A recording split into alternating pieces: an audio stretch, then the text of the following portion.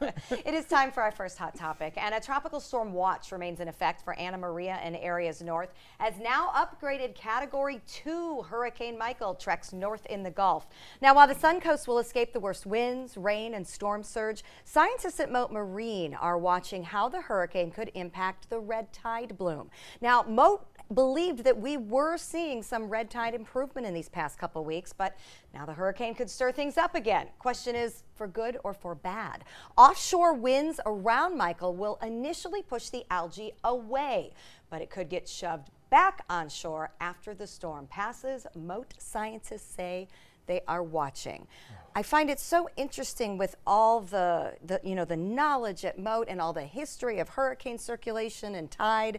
We still don't know how it interacts with red tide. It's like groundbreaking what's happening, but yet we're all very nervous watching. And we've always heard that a hurricane would take away the red tide. That's just common knowledge, but turns out that may not be true at all. Right. So we're learning a lot from this outbreak, I think. And it's interesting time in both cycles, right? Because you have, we're now coming off of a very quiet hurricane cycle for several years, which I was very happy to be a part of for those. And now our red tide has gone longer.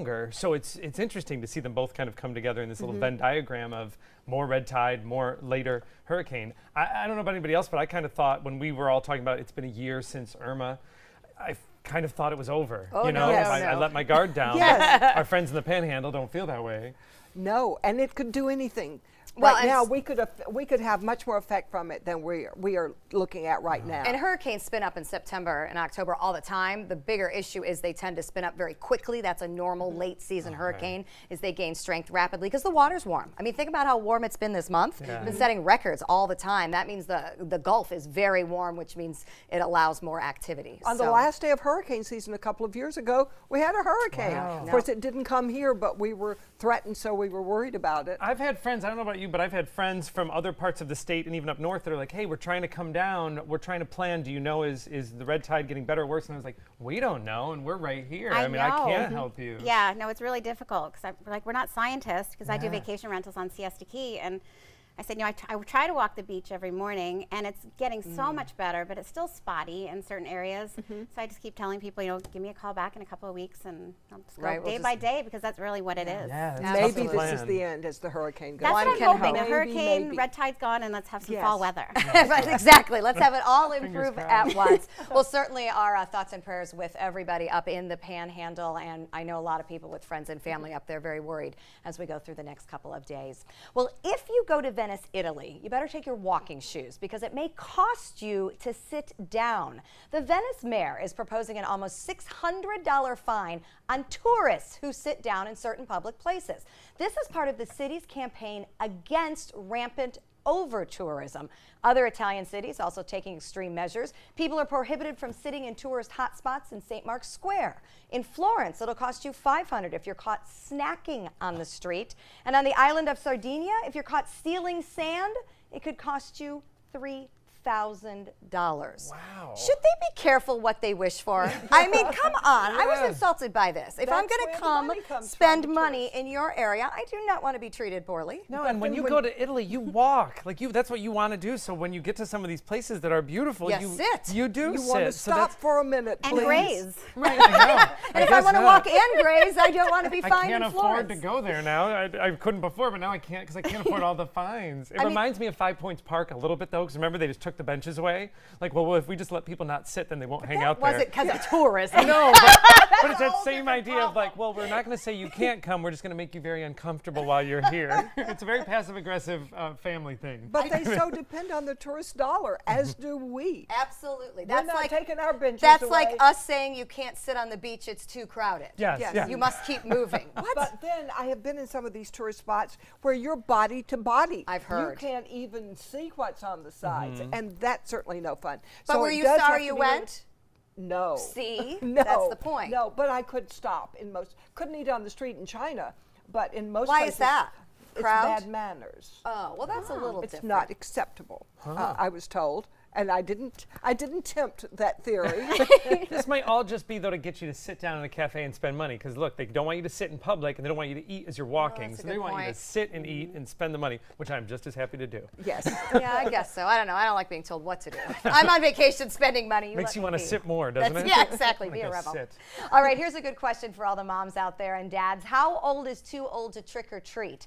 Well, people in Chesapeake, Virginia have their answer, and if you break the rule, you could get jail time. Trick or treat hours will be held from 6 to 8 p.m. for children 12 and under. Yes, this mom agrees. Anyone over that age will be guilty of a misdemeanor. They could face a $25 to $100 fine. Okay, the last part is ridiculous, or confinement in jail for not more than 6 months. Or both, jail and fine. Now, let's assume we're just scaring with the jail time, because I think the parents would flip out. But what do we think about the teenage trick-or-treat? Oh, I think they have a right to trick or treat. They like it more than the little kids, I think. They spend hours on costumes and going together. They used to come to my house on The teenagers? Yeah, Yeah. on South Shore Drive. We used to get a lot of teenagers, and they were so much fun. I don't know. Don't you, though, sometimes see a kid, or even worse, an adult, trick-or-treating, you're like, did you bring a child? What are you doing here?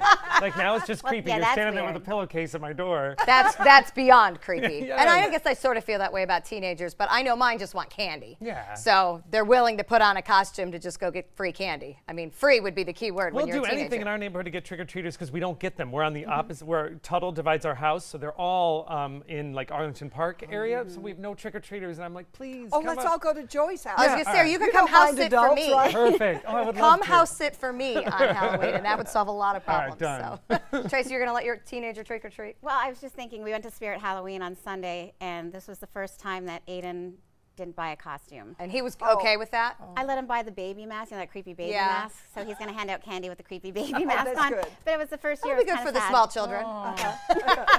There you Scare go. him away. There's a creepy baby at our door.